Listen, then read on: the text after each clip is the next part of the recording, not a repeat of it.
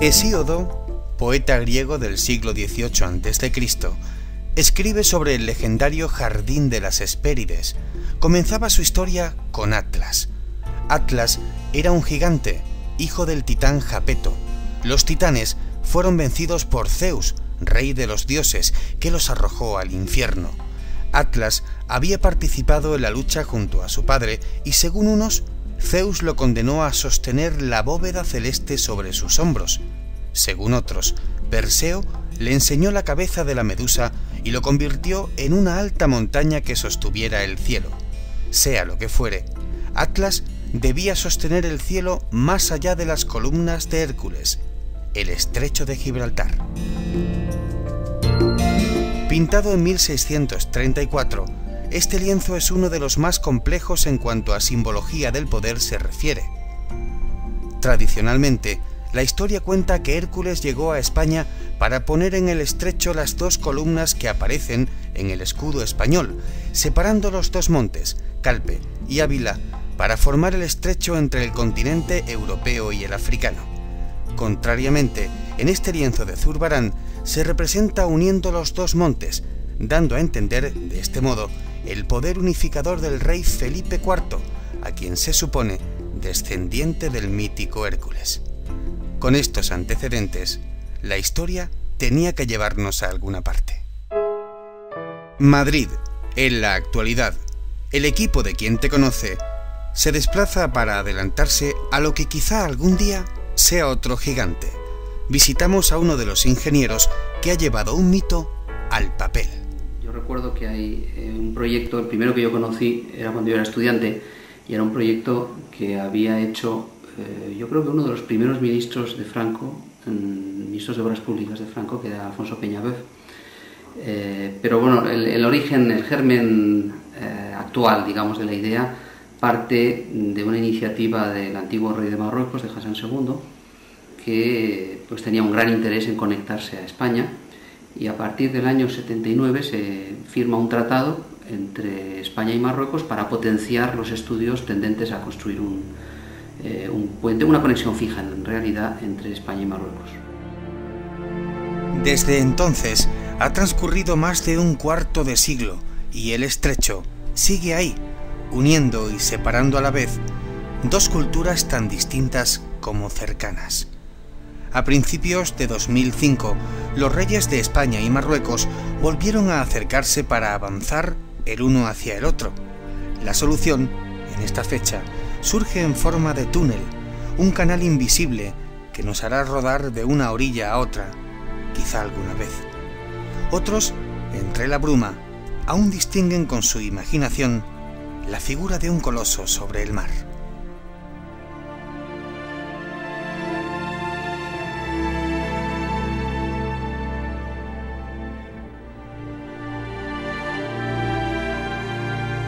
¿Era el sueño de un viejo rey magrebí? ¿La búsqueda de un gran emblema? ¡Qué diablos! Algunos preferimos pensar que era, y es, una idea monumental y, ¿por qué no?, romántica. Sí. El antiguo rey de Marruecos era un partidario acérrimo de la solución puente, pues porque es una solución mucho más vistosa. El túnel al fin y al cabo no se ve, el puente es una gran obra de ingeniería, y además una obra con mucha simbología, pues por todo lo que tiene el estrecho en la historia, ¿no? Es una obra que sería récord del mundo dentro de la ingeniería por muchas razones, tanto por la profundidad de las aguas, como por las luces que se establecen, como por el número de vanos. Realmente cualquier cosa que se escarbe aquí es récord del mundo. Entonces estamos superponiendo muchos récords del mundo, lo cual hace que mucha gente dude de la factibilidad de esta obra, pero es una obra perfectamente factible. Otra cosa es la rentabilidad económica, la cantidad de dinero que habría que invertir para hacerla, pero en cualquier caso técnicamente es factible. Bien, esto es un plano del estrecho en el cual se aprecia que hay una ruta que sería en teoría la preferida, por ser la más corta.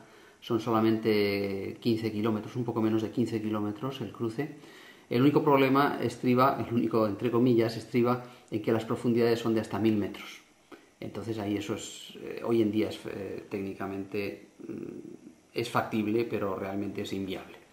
Entonces desde el principio se despreció, o se descartó, mejor dicho, esta ruta, y se prefirió ir por la ruta que se llama del umbral S, que es una ruta en la cual hay una serie de montículos que permiten ir salvando los distintos vanos con profundidades de 300 metros como máximo.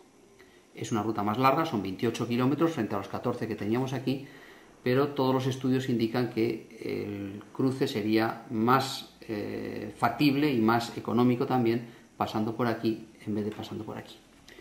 Es más, desde el punto de vista también de la solución túnel, el cruce por la ruta 28 sería también más factible que el cruce por la ruta 14. Este sería el aspecto general del puente, lo que se vería del puente. Es un puente colgante con varios vanos de 3.500 metros de luz. Y para que nos hagamos idea de la importancia de esta obra, el récord del mundo actual en luces, en puentes, está en un poquito menos de 2.000 metros, en un puente en Japón, el puente de Akashi Kaikyo. Y pasaríamos de 2.000 a 3.550 en este caso, es decir, que sería un salto casi de duplicar esa luz máxima. No es tan grave como pueda parecer, porque actualmente ya está empezando a construirse el puente de Mesina, también muy legendario en cuanto a sus resonancias mitológicas, porque es el que cruzaría el estrecho del que se habla tanto, por ejemplo, en las epopeyas de Ulises, de Caribdis y Escila.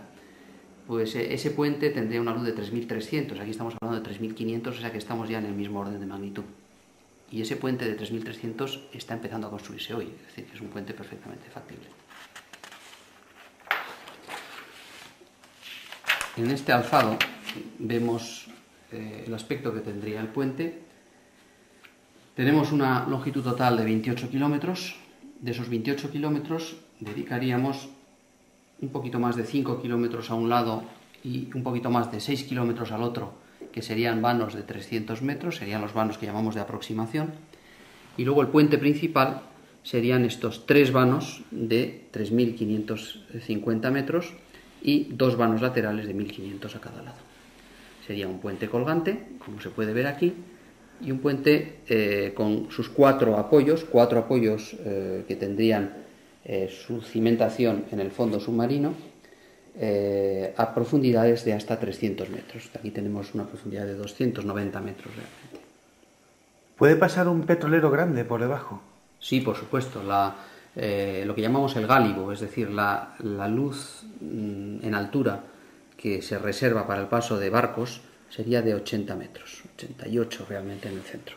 Entonces no hay ningún problema con un petrolero. Realmente los problemas que se pueden plantear, porque los petroleros no son tan altos, los problemas que se pueden plantear son con otro tipo de barcos que tienen una arboladura mayor, pues a veces algún transatlántico y sobre todo grandes estructuras que son flotantes y que se transportan por el mar, concretamente pues una posible plataforma petrolífera que se construyera en el Mediterráneo. Si tuviera que llevarse al Atlántico, pues tendríamos ahí algún tipo de dificultad en ese transporte. ¿Y los portacontenedores pasan bien? Sí, no hay ningún problema. Es decir, este gálibo es un gálibo muy razonable para dejar pasar prácticamente a todo el tráfico marítimo. Entonces nos encontramos con unas estructuras muy complejas y esa complejidad es debida a muchos condicionantes de tipo ingenieril. En primer lugar nos encontramos con una base muy rígida y también compleja, con una serie de paredes internas y una serie de estrías horizontales que se pueden apreciar en estos dibujos, cuyo objeto es múltiple. En primer lugar, las estrías tienen el objeto de romper el oleaje, de amortiguar el oleaje, es decir, de reducir las fuerzas que ejerce el oleaje sobre el apoyo. Por otra parte, el hecho de que esta base sea tan imponente, aquí en esta figura probablemente no se aprecia, pero estamos hablando de dimensiones pues de 30 metros de altura, por ejemplo, y 30 metros de altura pues es un edificio de 10 plantas, ¿no? Es decir, realmente las dimensiones son fuera de todo lo que uno se puede imaginar, Pues el hecho de que sea una base tan importante es debida precisamente al choque de barcos. Hay que luchar contra el choque de barcos y hay que conseguir la integridad de la obra, incluso si un petrolero de 500.000 toneladas llega a percutir contra esta estructura. El nivel del agua estaría por aquí. Antes hablamos de la estructura que defendía el apoyo frente a los barcos, que estaría aquí. Y esto sería todo lo que hay por debajo del nivel del mar, hasta bajar a 290, 300 metros de profundidad. Aquí estamos hablando de 305, 307 metros de profundidad. Esta es una estructura muy curiosa, es una estructura alveolar de hormigón, con paredes de 2 metros, de 1,90 a 2 metros de espesor, es decir, estamos hablando realmente de algo muy competente, y es una estructura flotante, es una estructura que se construiría hasta este nivel en un dique seco, luego se llevaría a la bahía de Algeciras, que tiene la ventaja de ser un lugar abrigado y de gran profundidad, y en la bahía de Algeciras se iría construyendo, mediante una técnica que se llama de encofrado deslizante, se iría construyendo hasta prácticamente completarla. Y una vez completa, lo que se hace es llevarla flotando, porque todo esto es, por supuesto, es como un gran barco, se llevaría flotando hasta el lugar en que se fondearía y se localizaría allí. Una vez que se fondea, esto se rellena de agua hasta un determinado nivel y queda absolutamente seguro, inamovible. Bien, el sismo ha sido un problema que nos ha preocupado desde el principio. De hecho, los dos continentes se están acercando y bueno, pues una broma típica que surgía entre nosotros cuando trabajábamos en este problema era que lo único que teníamos que hacer era no pensar demasiado y esperar a que los dos continentes llegaran a unirse. Bien, pero fuera de esas bromas, la falla activa en este momento no pasa por aquí. De hecho, los grandes terremotos que están ocurriendo, bueno, pues está el de Alucemas, que está al sur, o están los terremotos que ocurren en Granada, el gran terremoto de Andalucía del siglo pasado, o los terremotos que está habiendo en Murcia. Todos ellos corresponden a fallas que no pasan por Gibraltar. Pero por otra parte, este tipo de puente es un tipo que es tan flexible que es prácticamente insensible a los terremotos. De hecho, el ejemplo palpable lo tenemos en el puente que es récord del mundo, que he citado antes, el puente de Akashi Kaikyo en Japón. Es un puente que estaba en construcción cuando ocurrió el gran terremoto de Kobe del año 95. Ese puente, como digo, estaba en construcción. Bueno, pues ese puente, uno de sus apoyos se movió 80 centímetros durante el terremoto. En ese momento, cuando se movió ese puente, cuando se movió el apoyo, cuando ocurrió el terremoto, el puente no estaba construido, estaba construida la torre y estaba construido el cable, pero no estaba el puente colgado. Pues bien, no pasó absolutamente nada. Y no pasó absolutamente nada porque es una estructura tan flexible que para hacerla moverse es necesario mucho tiempo. Y el terremoto no dura tanto tiempo como para llegar a hacer mover estas estructuras. Por lo tanto, son prácticamente, por decirlo de alguna forma, impermeables, no es muy correcto, pero habría que decirlo, insensibles al sismo. El otro tema es el tsunami. El tsunami, que está por desgracia muy de moda, también se ha contemplado. Se ha estudiado la historia en la costa de Cádiz. Hubo un tsunami cuando ocurrió el gran terremoto de Lisboa en el año 1755, creo recordar que fue. Pero también ocurre aquí un poco lo mismo, y es que el tsunami es devastador, pero es devastador fundamentalmente en la costa. En el mar es una onda que apenas se nota. Un barco que esté navegando y sufra el paso del tsunami, pues probablemente no llegue a enterarse, porque es una onda de un periodo muy largo, que supone una elevación del nivel del agua, pero muy lenta, y por lo tanto el barco no se entera. Y pues algo parecido le ocurre a estos apoyos. Estos apoyos realmente sufrirían pues como una ola, pero muy lenta, y por lo tanto no llegarían a enterarse del tsunami. Probablemente pudiera haber problemas en los vanos de acceso, eso sí, indudablemente. Tanto por aquí como por aquí podría llegar a haber problemas, pero no en el puente principal.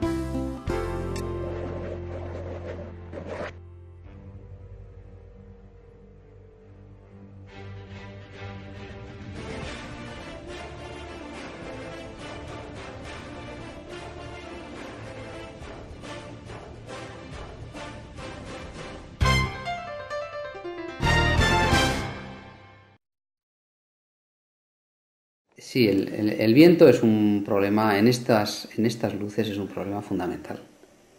La historia de ingeniería está repleta de ejemplos de desastres que han ocurrido con los puentes por causa del viento. El puente de Tacoma Narrows, en el estado norteamericano de Washington. Desde el día en que se abrió al tráfico, el 1 de julio de 1940, los vecinos le pusieron el mote de Gertie el Galopante, por el modo en que oscilaba con el viento. Y entonces, un infausto día... Los vientos bandean el puente al ritmo de una danza mortal. El puente se agita, desmembrándose literalmente. Se convirtió en el símbolo universal de cómo no se ha de construir un puente. Un defecto de diseño provocó que un brusco golpe de viento lo hiciera retorcerse como un fideo. Peter King es ingeniero de caminos. El día en que el viento alcanzó una cierta velocidad, el anclaje que sujeta el cable a la cubierta en mitad del puente se rompió. Entonces, las oscilaciones del puente llegaron a ser de tal magnitud que las piezas se rompieron y el puente se desmoronó.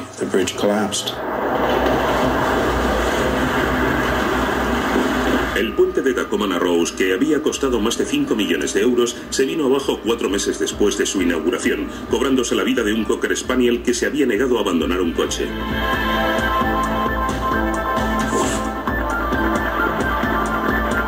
Pero marcó una nueva era en materia de ingeniería de puentes. En la otra orilla del Pacífico, sobre el cielo de Hong Kong, se recorta el puente en suspensión de Shin Ma, diseñado para resistir cualquier contratiempo que le depare la naturaleza. Y en Hong Kong, eso significa vientos con fuerza de galerna y velocidades de más de 118 kilómetros por hora. Hoy en día es un fenómeno muy conocido, muy estudiado y que sigue siendo condicionante, pero ante el cual estamos o lo contemplamos con una confianza mayor de la que podíamos tener hace 50 años o 100 años. Entonces, concretamente en esta figura se aprecia un detalle que es curioso, que son unos elementos desviadores del viento. ¿Por qué? Bueno, pues porque estas estructuras se diseñan de tal forma que las fuerzas del viento sean lo menores posible. Claro, como consecuencia, la velocidad del viento alrededor de la estructura, alrededor del tablero, es muy grande. ¿Y qué puede ocurrir? Pues que la estructura resista al viento, pero quien no resista al viento sean precisamente los vehículos, los usuarios. Entonces, ¿qué hay que hacer? Bueno, hay que proteger a los usuarios de la acción del viento, y esto se hace mediante estos elementos de protección, que lo que hacen es desviar el viento, no generar unas fuerzas de viento demasiado importantes sobre la estructura y, sobre todo, proteger al tráfico.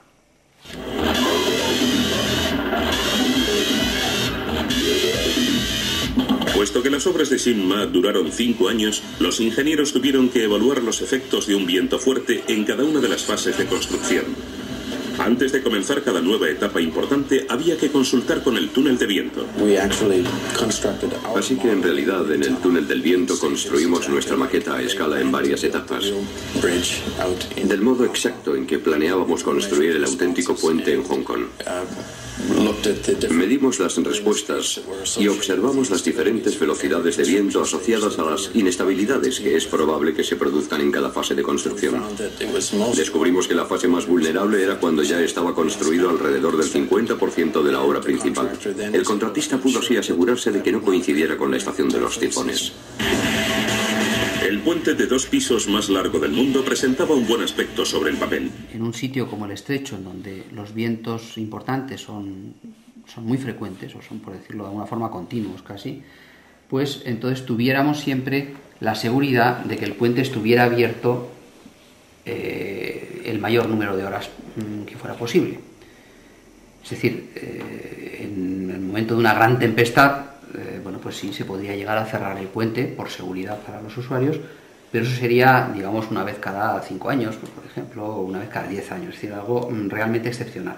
Pero a lo largo de todo el año el puente normalmente estaría abierto, gracias precisamente a estos elementos de protección.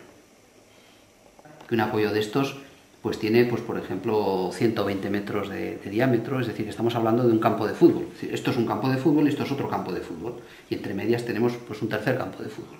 que estamos hablando de dimensiones que probablemente no nos podemos imaginar así tan fácilmente.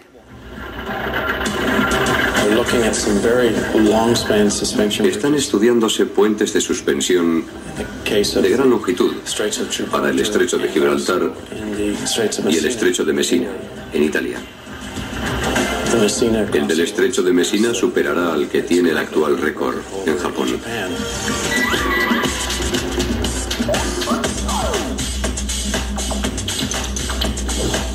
Como un inmenso y fuerte apretón de manos, los puentes forjan un eslabón de amistad.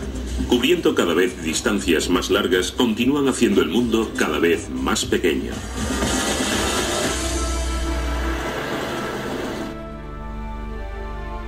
Soñar, soñar, ¿qué más da? ¿Verá este puente alguna vez la luz? ¿Será solo un proyecto sobre el papel o alguna vez se erguirá sobre el estrecho? ¿Alguna vez se verá desde ahí arriba? Soñar, soñar, quién sabe. Quizá Hércules tenga la respuesta.